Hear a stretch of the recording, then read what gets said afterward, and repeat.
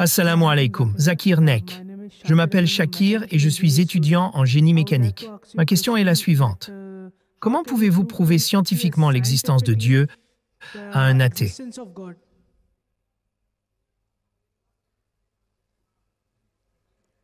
Le frère a posé une question. Comment peut-on prouver scientifiquement l'existence de Dieu Tout-Puissant, l'existence d'Allah subhanahu wa ta'ala, surtout à un athée qui ne croit pas en l'existence de Dieu? Moi, la première chose que je ferai, c'est de féliciter cet athée. Je le féliciterai. Vous savez pourquoi?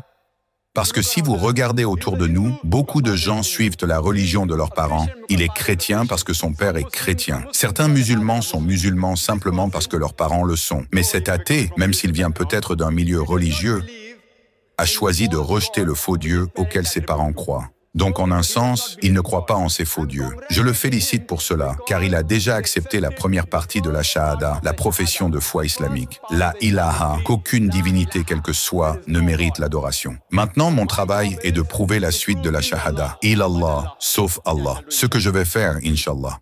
Pour d'autres personnes, je dois d'abord enlever les mauvais concepts de Dieu avant de prouver le vrai concept d'Allah subhanahu wa ta'ala. Mais ici, la moitié de mon travail est déjà fait. Cet athée a déjà dit la ilaha. Qu'aucune divinité, quelle que soit, ne mérite l'adoration. Maintenant, il ne me reste plus qu'à prouver ilallah. Vous devez demander à cet athée de supposer qu'il existe un objet devant lui. Un objet non identifié, peut-être volant, que personne au monde n'a jamais vu. Aucun être humain au monde ne connaît cet objet. Maintenant, s'il est amené devant vous et qu'on vous demande, qui sera la première personne capable de vous expliquer le mécanisme de cet objet que personne n'a jamais vu, vous lui poserez donc la question, qui sera la première personne à pouvoir expliquer le fonctionnement de ce nouvel objet que personne n'a jamais vu dans ce monde? Après avoir réfléchi un moment, il répondra que la première personne capable d'expliquer le mécanisme de cet objet sera son créateur. Certains pourraient dire le fabricant, d'autres le producteur.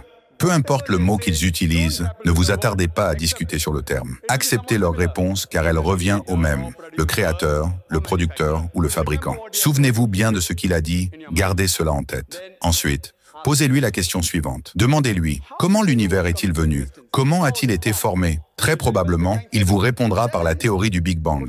Dites-lui ensuite que cette théorie est mentionnée dans le Coran, dans la sourate Al-Anbiya. Qui aurait pu mentionner cela dans le Coran il y a 1400 ans? S'il vous répond, peut-être que c'est un coup de chance. Ne débattez pas avec lui sur ce point. Passez simplement à la question suivante. Saviez-vous que la lumière de la Lune est une lumière réfléchie et non sa propre lumière?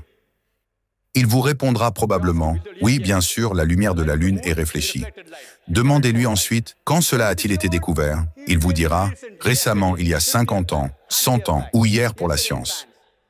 Dites-lui alors que le Coran mentionne cela depuis 1400 ans. S'il répond, peut-être que c'était une supposition audacieuse, ne débattez pas. Passez simplement à la question suivante. Nous pensions que le Soleil était immobile. Demandez-lui, est-il immobile? Il dira, non, il tourne et il orbite. Quand avons-nous appris cela? Il vous dira, hier, il y a 50 ans, il y a 100 ans. Le Coran a mentionné cela il y a 1400 ans. Il hésitera, mais pourrait dire, peut-être qu'une personne intelligente l'a écrit. Ne débattez pas avec lui. Continuez. Comment était l'univers au départ? Qu'est-ce que la matière céleste? Il vous répondra, c'était de la fumée. Comment l'avez-vous su? Nous avons des preuves, nous avons des évidences. Dites-lui que le Coran a mentionné cela il y a 1400 ans. Qui aurait pu mentionner cela? Il hésitera. N'attendez pas de réponse, continuez. Continuez à poser question après question. Tout ce que j'ai donné dans la conférence, continuez à poser une question après l'autre. Le cycle de l'eau, comment l'avons-nous découvert? Le Coran l'a mentionné il y a 1400 ans, que toute chose vivante est faite d'eau. Qui aurait pu mentionner cela? Le Coran parle de la botanique, des plantes avec des mâles et des femelles. Qui aurait pu mentionner cela? Posez question après question et demandez qui aurait pu écrire cela? Ensuite, dites-lui, il existe une théorie appelée théorie de la probabilité.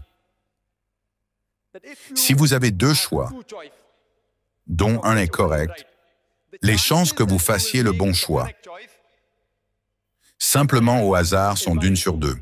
Par exemple, si je lance une pièce elle peut tomber sur face ou pile. Les chances d'avoir raison seront d'1 sur 2.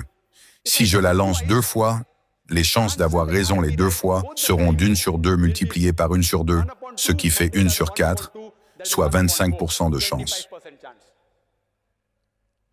Si je la lance 3 fois, les chances d'avoir raison les 3 fois seront d'1 sur 2 multipliées par 1 sur 2 multipliées par 1 sur 2, soit 1 sur 8 ou 12,5%. Un dé à 6 faces. Si je lance un dé, les chances d'avoir raison au hasard sont d'1 sur 6 si je le lance 2 fois. Les chances d'avoir raison les 2 fois seront d'1 sur 6 multipliées par 1 sur 6, soit 1 sur 36. C'est ce qu'on appelle la théorie de la probabilité. Si je lance le dé 2 fois, puis une pièce, les chances que les 3 soient correctes seront d'un 6e multiplié par un 6e multiplié par un demi, soit 1 sur 72. Donc, si vous lui demandez quelles pourraient être les chances, par exemple, quelle est la forme de la Terre?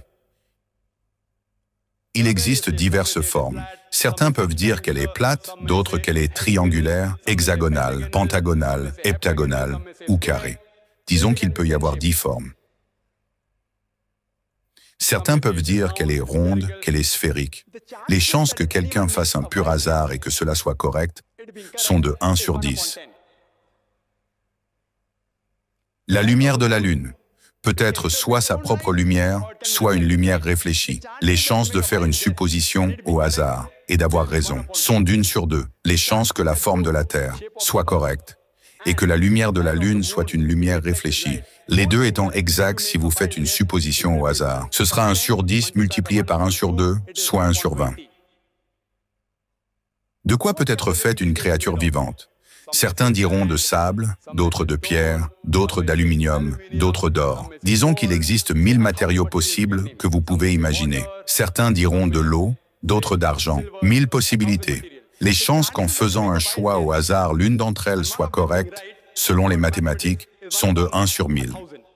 Les chances que les 3 soient correctes, que la Terre soit sphérique, que la lumière de la Lune soit une lumière réfléchie et que chaque créature vivante soit créée à partir d'eau seront de 1 sur 10 multiplié par 1 sur 2 multiplié par 1 sur 1000. Le résultat est 1 sur 20 000, soit 0,05%. Le Coran parle de signes scientifiques dans plus de 1000 versets. Sur 3 versets, les chances calculées atteignent 0,05%. Si vous appliquez la théorie des probabilités à la possibilité que tout cela soit le fruit du hasard, la probabilité devient 0 ou négligeable.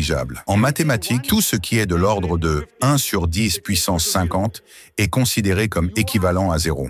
Alors demandez à votre ami athée qui aurait pu écrire cela. La seule réponse qu'il pourra donner, s'il n'est pas orgueilleux face à la vérité, est celle qu'il a donnée au départ. Le créateur, le fabricant, la personne qui l'a produit. C'est la seule réponse possible. Ce que la science dit aujourd'hui, c'est qu'elle n'élimine pas Dieu Tout-Puissant. Elle contredit les mensonges sur les faux dieux. La ilaha illallah, qu'aucune divinité mérite l'adoration si ce n'est Allah. J'espère que cela répond à la question.